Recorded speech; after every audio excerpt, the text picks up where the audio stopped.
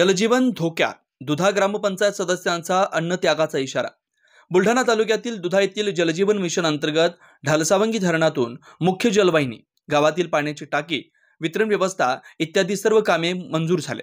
शासनाने जलजीवन मिशन नागरिकांना त्यांच्या घरात नळाचं शुद्ध पिण्याचं पाणी मिळावं या उद्देशाने ही योजना सुरू केली, परंतु योजना महाजल योजनेप्रमाणे भ्रष्टाचारात बुडालेली निघाली आहे। धरणातील बुडीत क्षेत्रात पाण्याची विहीर असून विहिरीला भरपूर प्रमाणात पाणी उपलब्ध आहे। तसेच गावात सध्या पूर्वीच्या 2 पाण्याच्या टाक्या सुद्धा आहेत, तरीही गावातील नागरिकांची पिण्याच्या पाण्याची गैरसोय होते।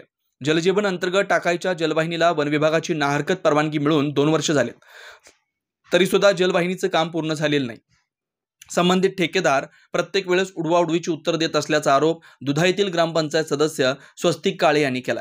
सदर जलवाहिनीचं काम त्वरित पूर्ण न केल्यास दिनांक 10 मार्च पासून ग्रामपंचायत कार्यालयात बेमुदत अन्नत्याग करण्याचा इशारा स्वस्तिक काळे यांनी दिला।